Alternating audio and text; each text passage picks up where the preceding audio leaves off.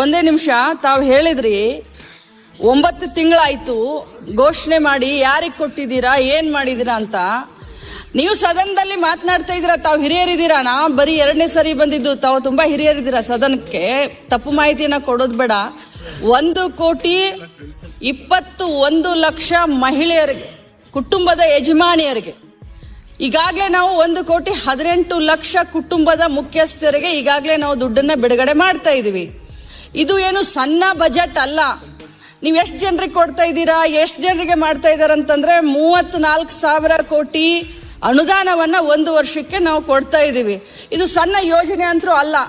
ಗೃಹಲಕ್ಷ್ಮಿ ಯೋಜನೆಯ 11 ಮತ್ತು 12ನೇ ಕಂತಿನ ಹಣ ಮಹಿಳೆಯರ ಖಾತೆಗೆ ಜಮಾ ಆಗುವ ಮುನ್ನವೇ ಸಚಿವೆಯಾದ ಲಕ್ಷ್ಮೀ ಹೆಬ್ಬಾಳ್ಕರ್ ಅವರು ಇನ್ನೊಂದು ಘೋಷಣೆಯನ್ನು ಹೊರಡಿಸಿದ್ದಾರೆ. ಹೌದು, ಗೃಹಲಕ್ಷ್ಮಿ ಯೋಜನೆಯ 11 ಮತ್ತು 12ನೇ ಕಂತಿನ ಹಣ ಇನ್ನೂ ಕೂಡ ಖಾತೆಗೆ ಜಮಾ ಆಗದ ಕಾರಣ ರಾಜ್ಯದ ಮಹಿಳೆಯರು ಗೃಹಲಕ್ಷ್ಮಿ ಯೋಜನೆ ರದ್ದಾಗುತ್ತದೆ ಎನ್ನುವ ಅನುಮಾನವನ್ನು ಕೂಡ ಹೊರಹಾಕಿದ್ದರು. ಸದ್ಯ ಗೃಹಲಕ್ಷ್ಮಿ ಯೋಜನೆಯ ರದ್ದತಿಗೆ ಸಂಬಂಧಿಸಿದಂತೆ ಸಚಿವೆಯಾದ ಲಕ್ಷ್ಮೀ ಹೆಬ್ಬಾಳ್ಕರ್ ಅವರು ಸ್ಪಷ್ಟನೆಯನ್ನು ನೀಡಿದ್ದಾರೆ. ಹಾಗಾದರೆ ಗೃಹಲಕ್ಷ್ಮಿ ಯೋಜನೆಯ ರದ್ದತಿಗೆ ಸಂಬಂಧಿಸಿದಂತೆ ಸಚಿವೆಯಾದ ಲಕ್ಷ್ಮೀ ಹೆಬ್ಬಾಳ್ಕರ್ ಅವರು ಹೇಳಿದ್ದೇನು ಅನ್ನೋದರ ಬಗ್ಗೆ ಸಂಪೂರ್ಣ ಮಾಹಿತಿಯನ್ನು ನಾವೀಗ ತಿಳಿಯೋಣ.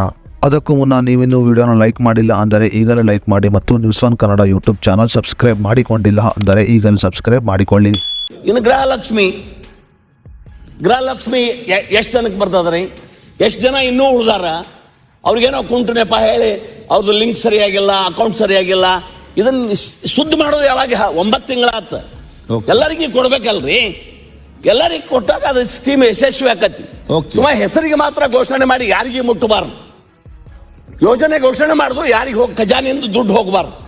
ಗೃಹಲಕ್ಷ್ಮಿ ಯೋಜನೆಯ 11 ಮತ್ತು 12ನೇ ಕಂತಿನ ಹಣ ಇನ್ನೂ ಕೂಡ ಮಹಿಳೆಯರ ಖಾತೆಗೆ ಬಾರದ ಕಾರಣ ವಿರೋಧ ಪಕ್ಷದ ನಾಯಕರು ಗೃಹಲಕ್ಷ್ಮಿ ಯೋಜನೆ ರದ್ದಾಗಿದೆ ಎಂದು ಹೇಳಿಕೆಯನ್ನು ನೀಡುತ್ತಿದ್ದಾರೆ. ಸದ್ಯ ವಿರೋಧ ಪಕ್ಷದ ನಾಯಕರ ಹೇಳಿಕೆಗೆ ಸಂಬಂಧಿಸಿದಂತೆ ಸಚಿವೆ ಲಕ್ಷ್ಮೀ ಹೆಬ್ಬಾಳ್ಕರ್ ಅವರು ಸ್ಪಷ್ಟನೆಯನ್ನು ನೀಡಿದ್ದಾರೆ. ಕೆಲವು ತಾಂತ್ರಿಕ ದೋಷ ಮತ್ತು ಲೋಕಸಭಾ ಚುನಾವಣೆಯ ಕಾರಣ ಮಹಿಳೆಯರ ಖಾತೆಗೆ ಗೃಹಲಕ್ಷ್ಮಿ ಯೋಜನೆಯ 11 ಮತ್ತು 12ನೇ ಕಂತಿನ ಹಣ ಜಮಾ ಆಗುವುದು ವಿಳಂಬವಾಗುತ್ತಿದೆ. ಸದ್ಯ ಗೃಹಲಕ್ಷ್ಮಿ ಯೋಜನೆಯ 11ನೇ ಕಂತಿನ ಹಣವನ್ನು ಬಿಡುಗಡೆ ಮಾಡಲಾಗಿದ್ದು ಇಂದು ಅಥವಾ ನಾಳೆ ಮಹಿಳೆಯರ ಖಾತೆಗೆ ಜಮಾ ಆಗಲಿದೆ. ಅದೇ ರೀತಿಯಲ್ಲಿ ಜುಲೈ ತಿಂಗಳ 20ನೇ ತಾರೀಕಿನ ನಂತರ ಗೃಹಲಕ್ಷ್ಮಿ ಯೋಜನೆಯ 12ನೇ ಕಂತಿನ ಹಣ ಕೂಡ ಮಹಿಳೆಯರ ಖಾತೆಗೆ ಜಮಾ ಆಗಲಿದೆ ಎಂದು ಹೇಳಿದ್ದಾರೆ ಸಚಿವೆ ಲಕ್ಷ್ಮೀ ಹೆಬ್ಬಾಳ್ಕರ್ ಅವರು. ಈ ಕುರಿತಂತೆ ಮಾಧ್ಯಮಗಳ ಮುಂದೆ ಮಾತನಾಡಿದ ಸಚಿವೆ ಲಕ್ಷ್ಮೀ ಹೆಬ್ಬಾಳ್ಕರ್ ಅವರು, ಕಾಂಗ್ರೆಸ್ ಸರ್ಕಾರ ಅಧಿಕಾರದಲ್ಲಿ ಇರುವ ತನಕ 5 ಗ್ಯಾರಂಟಿ ಘೋಷಣೆಗಳು ರದ್ದಾಗುವುದಿಲ್ಲ ಎಂದು ಹೇಳಿಕೆಯನ್ನು ನೀಡಿದ್ದಾರೆ. ಬಿಜೆಪಿ ಸರ್ಕಾರ ಅಧಿಕಾರದಲ್ಲಿ ಇರುವ ಸಮಯದಲ್ಲಿ ಜನರಿಗೆ ಮೋಸವನ್ನು ಮಾಡುತ್ತಿದ್ದರು. ಈಗಲೂ ಕೂಡ ಅದನ್ನು ಮುಂದುವರಿಸಿಕೊಂಡು ಬರುತ್ತಿದ್ದಾರೆ. ಗೃಹಲಕ್ಷ್ಮಿ ಯೋಜನೆ ಹಣ ಜಮಾ ಆಗುವುದು ವಿಳಂಬವಾದ ಕಾರಣ ವಿರೋಧ ಪಕ್ಷದ ನಾಯಕರು ಈ ರೀತಿಯ ಹೇಳಿಕೆಯನ್ನು ನೀಡುತ್ತಿದ್ದಾರೆ. ಆದರೆ ಈಗ ಗೃಹಲಕ್ಷ್ಮಿ ಯೋಜನೆಯ 11ನೇ ಕಂತಿನ ಹಣವನ್ನು ಮಹಿಳೆಯರ ಖಾತೆಗೆ ಜಮಾ ಮಾಡಲಾಗಿದ್ದು ಮಹಿಳೆಯರು ಹಣವನ್ನು ಪಡೆಯಬಹುದಾಗಿದೆ. ಈ ರೀತಿ ಮಾಧ್ಯಮಗಳ ಮುಂದೆ ಹೇಳಿಕೆ ನೀಡುವುದರ ಮೂಲಕ ಗೃಹಲಕ್ಷ್ಮಿ ಯೋಜನೆ ರದ್ದಾಗುತ್ತದೆ ಅನ್ನುವ ಸುಳ್ಳು ಸುದ್ದಿಗೆ ಲಕ್ಷ್ಮೀ ಹೆಬ್ಬಾಳ್ಕರ್ ಅವರು ಸ್ಪಷ್ಟನೆಯನ್ನು ನೀಡಿದ್ದಾರೆ.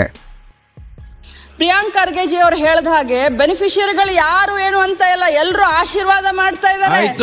ನೀವಷ್ಟೇ ಇಲ್ಲಿ ಬಂದು ಹೇಳ್ತಾ ಇದ್ದೀರಾ ಇದರಿಂದ ಅನಾನುಕೂಲ ಆಗಿದೆ ಅಂತ. ಒಂದು ನಿಮಿಷ ಅವರ ಕ್ಷೇತ್ರದಲ್ಲಿ ನನಗೊಂದು ಅರ್ಧ ಗಂಟೆ ಟೈಮ್ ಕೊಡಿ. ಎಷ್ಟು ಸಾವಿರ ಮಹಿಳೆಯರಿಗೆ ಅಂದ್ರೆ ಕುಟುಂಬಗಳಿಗೆ ಗೃಹಲಕ್ಷ್ಮಿಯಿಂದ ಅನುಕೂಲ ಆಗಿದೆ ಅನ್ನೋದನ್ನ ನಾನು ಅವ್ರಿಗೆ ಡೀಟೇಲ್ಸ್ ನ ತಂದು ಕೊಡ್ತೀನಿ ಸರ್. ಟೈಮ್ ಕೊಡಿ.